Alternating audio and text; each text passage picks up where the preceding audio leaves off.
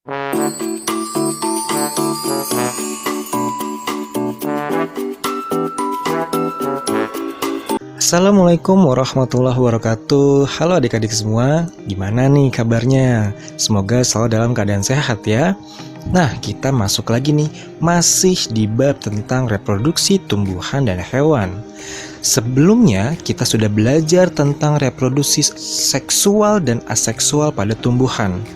Sekarang, kita akan belajar tentang reproduksi aseksual dan seksual pada hewan ya. Tapi video ini kita hanya akan membahas pada reproduksi aseksual pada hewan saja. Video berikutnya baru tentang reproduksi seksualnya, oke? Nah, kita coba masuk pada pembahasan reproduksi aseksual pada hewan. Kalian tahu nggak apa saja yang termasuk pada reproduksi aseksual pada hewan? Jadi sama aja kayak tumbuhan, reproduksi aseksual pada hewan ini juga tidak melibatkan peleburan sel kelamin jantan dan betinanya. Nah, beberapa bentuk reproduksi aseksual pada hewan adalah, ya, kita coba bahas satu persatu. Pertama, pembelahan biner. Ini adalah pembelahan satu sel atau tubuh makhluk hidup menjadi dua sel atau tubuh individu. Jadi awalnya satu tubuh dibelah jadi dua tubuh gitu. Ini pembelahan ini bisa dibilang sebagai pembelahan amitosis, artinya tidak melalui tahapan-tahapan pembelahan dahulu. Nah, pada hewan, pembelahan biner ini terjadi pada amuba, paramecium, eugenia, dan sebagainya. Proses pembelahan ini diawali dengan proses pembelahan inti sel menjadi dua, kemudian diikuti pembelahan sitoplasma menjadi dua bagian yang masing-masing menyelubungi dua nukleus tersebut. Nah, selanjutnya bagian tengah sitoplasma ini akan menggenting atau menyempit, diikuti pemisahan yang membentuk dua individu. Nah, pada saat keadaan lingkungan yang kurang menguntungkan, hewan yang reproduksinya melalui pembelahan biner, ini akan melindungi dirinya dengan membentuk kista yang berdinding sangat kuat. Nah, di dalam kista ini, mereka akan membelah diri berulang-ulang, menghasilkan banyak individu baru dengan ukuran yang jauh lebih kecil. Itu kalau kondisi lingkungannya buruk. Kalau kondisi lingkungannya baik, dinding kista akan pecah dan individu-individu baru tersebut keluar, akhirnya tumbuh dan berkembang menjadi individu yang baru dan dewasa. Itu pembelahan biner. Sekarang, yang kedua adalah pertunasan. Pertunasan ini adalah metode yang umum dijumpai pada hewan seperti hydra. Pertunasan ini ditandai oleh pembentukan tonjolan pada tubuh induk, dan tonjolan ini akan tumbuh dan berkembang, kemudian terpisah dari induknya menjadi individu baru. Nah, kayak tadi kakak bilang ya, contoh hewan yang melakukan reproduksi dengan membentuk tunas ini adalah hydra. Jadi, individu baru hydra ini akan terbentuk dari bagian tubuh hydra dewasa. Setelah cukup besar, tunas akan melepaskan diri dari tubuh induknya. Hewan lain yang melakukan reproduksi dengan tunas ini contoh lainnya adalah ubur-ubur, hewan karang, dan anemon laut. Pada hewan karang, tunas tumbuh di dalam tubuh. Nah, ini disebut dengan tunas dalam. Nah, jika induk hewan karangnya mati, maka tunas dalamnya akan tumbuh dan berkembang menjadi individu baru. Jadi ini kayak misalkan nih hewan-hewan karang, dia kan tadi tunasnya tumbuh di dalam tubuh. Nah, namanya tunas dalam. Nah, kalau tiba-tiba induk hewannya mati, ini tunas dalamnya ini akan tetap hidup. Dia akan tumbuh dan berkembang menjadi individu baru. Keren ya? Masya Allah, luar biasa. Itu poin kedua ya. Tadi pertama tentang pembelahan biner, kedua tentang pertunasan. Sekarang kita akan belajar tentang fragmentasi. Fragmentasi ini adalah cara perkembangbiakan aseksual pada hewan dengan cara memutus bagian tubuhnya yang telah dewasa. Jadi fragmen ini kemudian akan berkembang menjadi individu baru. Nah, contoh hewan yang berkembang biak dengan fragmentasi ini adalah karang atau yang lainnya adalah cacing pipih atau planaria. Nah, pada fragmentasi ini, jadi individu baru terbentuk dari potongan tubuh induknya ya. Jadi masing-masing potongan tubuh akan tumbuh dan berkembang menjadi individu baru. Kalau kalian lihat videonya, begitulah cara cacing pipih bereproduksi ya. Jadi cacing pipih atau cacing planaria ini punya daya regenerasi yang sangat tinggi.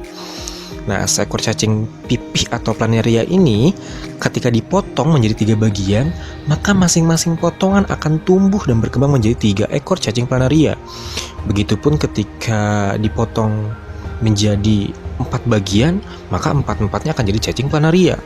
Gitu.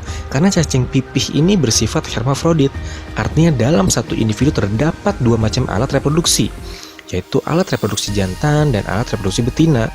Ya. Nah, tadi kakak menyebutkan kata regenerasi.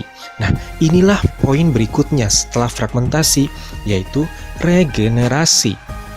Jadi regenerasi contohnya juga si cacing pipih ini, cacing planaria ini. Regenerasi ini adalah proses pemulihan tubuh sehingga membentuk organisme baru. Jadi cacing planaria secara alami dia bisa memutus bagian tubuhnya yang telah dewasa kemudian membentuk individu baru. Tapi kalau dipaksa nih, kalau ada cacing planaria kita paksa, kita potong-potong itu cacing, maka hasil potongannya misalkan kita potong jadi 5 bagian, maka 5-5-nya nanti akan membentuk individu baru. Nah, ini namanya regenerasi, proses pemulihan tubuh hingga membentuk organisme baru. Nah, dalam kondisi tertentu, hewan sederhana ini ya seperti cacing pipih dan bintang laut punya daya regenerasi yang kuat daripada hewan yang lebih kompleks. Contoh, misal bintang laut ini adalah hewan sederhana yang biasanya punya 5 lengan.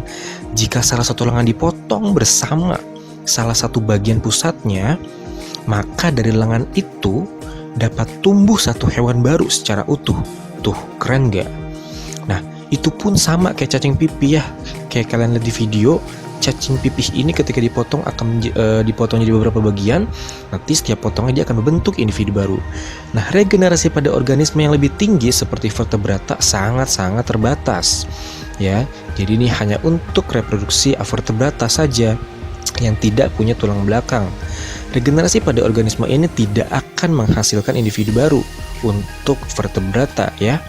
Nah, regenerasi hanya dapat berlangsung pada bagian tubuh tertentu seperti ekor kadal yang dapat tumbuh kembali, serta kulit, kuku, dan rambut manusia yang dapat tumbuh kembali. Jadi regenerasi ini hanya cocok untuk vertebrata atau hewan-hewan yang tidak memiliki tulang belakang. Tapi kalau manusia atau kadal atau pokoknya semua hewan yang punya tulang belakang, ini sangat-sangat terbatas kemungkinannya bisa melakukan regenerasi seperti itu ya. Kemudian poin kelima tadi sudah ya, pertama pembelahan biner, pertunasan, fragmentasi, dan regenerasi. Kemudian sekarang partogenesis. Partogenesis ini adalah perkembangan sel kelamin betina menjadi anakan atau individu baru tanpa melalui fermentasi. Maksudnya gimana ya? Individu ini memiliki setengah kromosom tubuh karena tumbuh dari sel yang haploid. Nah, contoh organisme yang melakukan partenogenesis ini adalah lebah dan kecoa. Hasil partenogenesis pada lebah akan menghasilkan lebah jantan, dan pada kecoa akan menghasilkan kecoa betina tanpa sayap. Itu namanya partenogenesis. Jadi tanpa menikah, tanpa kawin, tanpa peleburan sel kelamin jantan dan betina. Dan yang terakhir namanya cloning. Cloning ini adalah sekelompok anakan yang secara genetis identik dengan induknya. Jadi sel anakan ini dari pembelahan mitosis pada dasar ada suatu klon. Jika masing-masing sel secara terpisah melakukan pembelahan mitosis terus-menerus sehingga tumbuh dan berkembang menjadi sekelompok klon.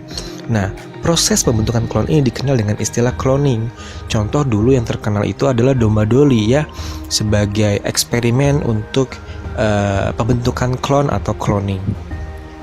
Lengkapnya silakan baca buku paketnya ya. Nah, mungkin itu saja video kita kali ini, cukup singkat ya, tidak seperti video-video sebelumnya yang cukup panjang. Nah, sekarang kita sudah membahas tentang reproduksi aseksual pada hewan. Tadi yang pertama ada pembelahan biner, ada pertunasan, ada fragmentasi, ada regenerasi, kemudian partenogenesis, dan yang terakhir ini adalah pembentukan cloning ya. Nah, dihafal, dipahami bagaimana perbedaan mereka, Semoga bisa paham, dan jika ada yang ingin ditanyakan, silahkan chat di kolom komentar, oke? Sekian dari kakak, kurang lebihnya mohon maaf. Wabillahi taufiq wa hidayah. Assalamualaikum warahmatullahi wabarakatuh. Eits, setelah nonton video ini jangan lupa subscribe, di like, di share video ini ya, agar yang menerima manfaatnya lebih banyak. Dan jangan lupa bunyikan lonceng notifikasinya, oke?